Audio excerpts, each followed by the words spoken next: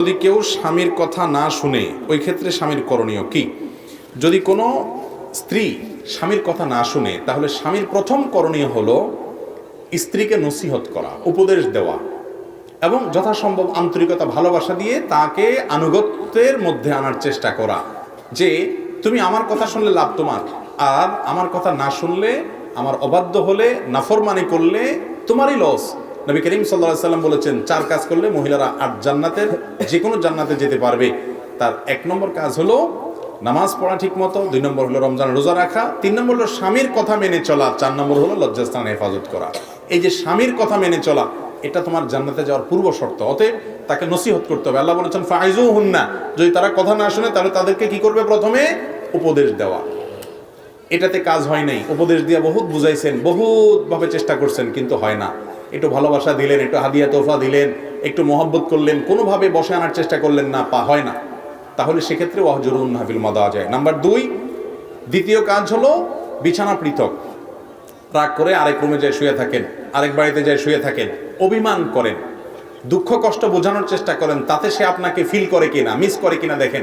যদি হয় তো আলহামদুলিল্লাহ, তাতেও যদি ঠিক না হয়, নাম্বার 3, ফাবআসু হাকামান মিন আহলিহি ওয়া হাকামান মিন আহলিহা। ছেলে পক্ষের একজন গণ্যমান্য, মেয়ে পক্ষের একজন গণ্যমান্য বা একাধিক গণ্যমান্য মুরব্বীদেরকে নিয়ে বসায়া একটু তাকে সংশোধন করার চেষ্টা করেন, মীমাংসা করার চেষ্টা করেন।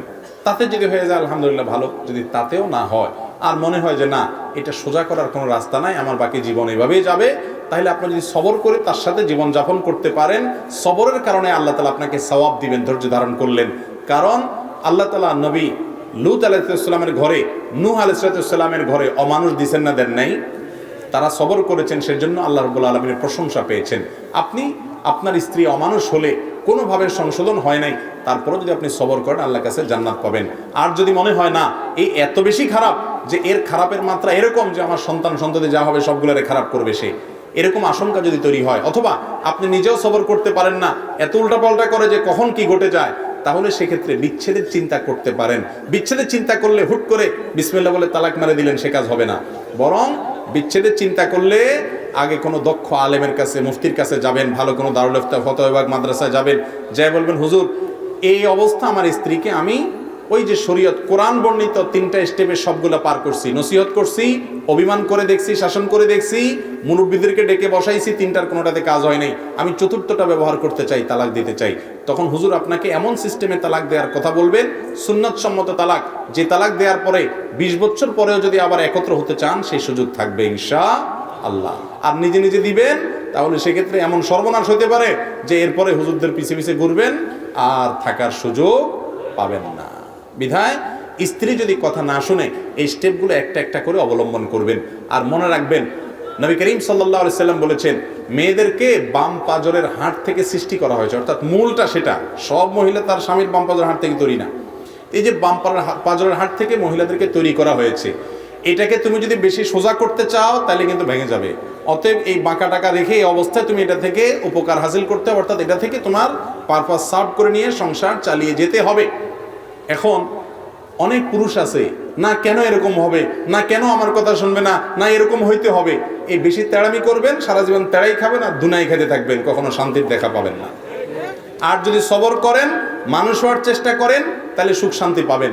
নবী করিম সাল্লাল্লাহু আলাইহি সাল্লাম কত চমৎকার পলিসি শিক্ষা দিয়েছেন। আজকে ঘরে ঘরে পরকিয়া, ঘরে ঘরে পরকিয়া।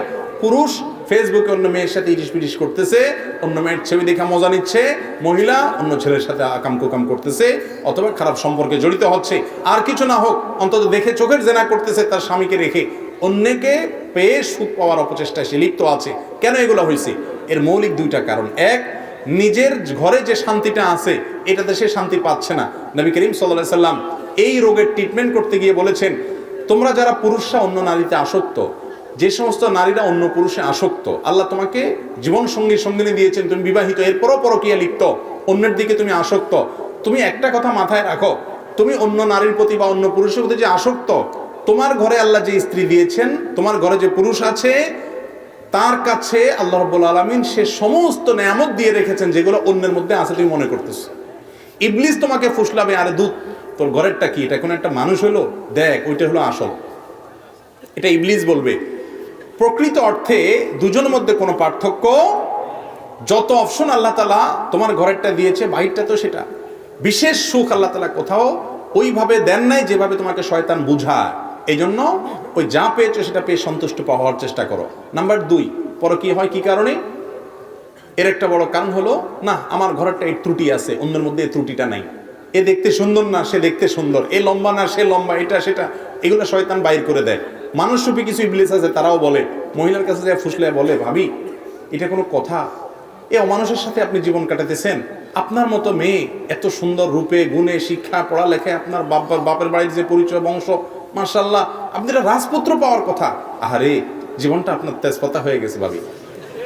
এরকম বলে কি বলে না? যে মানুষগুলা এটা এসে বলে আপনার কাছে, হো বোন, বুঝবেন যে শয়তান এর রূপ ধরে আসছে, সাক্ষাৎ ইবলিস নামে আসছে। একইভাবে আপনি পুরুষ মানুষ, আপনাকে অনেক মেয়েরা বলবে যে ভাই ভাবি যে আপনার সাথে আসলে মানায় না ভাই, বলে কি বলে না অনেক মানুষ? ওইটাও বুঝবেন যে ইবলিসের রূপ ধরে আসছে, মানুষের রূপ ধরে ইবলিস আসছে। কেন জানেন? কারণ নবী করিম সাল্লাল্লাহু আলাইহি ওয়াসাল্লাম বলেছেন, তোমার জীবন সঙ্গী, স্বামী হোক আর স্ত্রী হোক, তার যদি কিছু ত্রুটি দেখো, তুমি সাথে সাথে তুমি চিন্তা করবা তার ভালো গুণ কি আছে। আল্লাহ তাআলা এমন একজন মানুষ পৃথিবীতে সৃষ্টি করেন নাই যার মধ্যে কিচ্ছু ভালো নাই। একটা না একটা ভালো গুণ অবশ্যই, ইউনিকনেস আছে, ইউনিকনেস। তার মধ্যে একটা ভিন্ন গুণ আছে যেটা অন্যদের মধ্যে নাই। আপনার বউয়ের হয়তো রান্নাটা খুব ভালো, হয়তো সব রান্না ভালো না, মাশাআল্লাহ পায়েসটা মহিলা খুব ভালো করে করতে পারে, আর কিছু না পারে, মাশাআল্লাহ সে শারীরিকভাবে সেবাটা ভালো দিতে পারে, মাশাআল্লাহ অন্য কোনো গুণ না থাকলে কি হবে, তার রূপ গুণটা ভালো, রূপটা ভালো, অন্য কোনো গুণ নাই, মাশাআল্লাহ সে করে বেকুব সেকুব না, পড়ালেখা আছে, কোনো না কোনো একটা ভালো গুণ অবশ্যই আছে। একজন ভালো পুরুষ তার স্ত্রীর ভালো গুণটা তালাশ করে, একজন ভালো মহিলা তার স্বামীর ভালো গুণটা তালাশ করে। আর ইবলিস আপনাকে শুধু খারাপগুলা দেখাবে। যত ভালোগুলা দেখবেন, মহব্বত ভালোবাসা বাড়বে, তাকওয়া মজবুত হবে।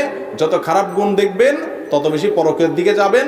পরকীয়া করে আরেকটার সাথে আকাম কুকাম করে হয়তো বিয়েও করে ফেললেন, সেটাও রেখে আবার আরেক জায়গায় দৌড় দিবেন। এই যে দেখেন না, বিভিন্ন যারা আপনাদেরকে প্রেম ভালোবাসার ট্রেনিং দেওয়ায়, তাদের 5 নম্বর বিয়ে হয়, 4 নম্বর বিয়ে হয়।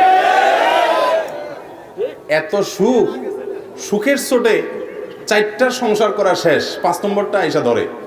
আবার আমাদের মতো বেকুব আবাল পাবলিক, এদেরকে নিয়ে আবার লাফাইও আমরা, ঠিক না?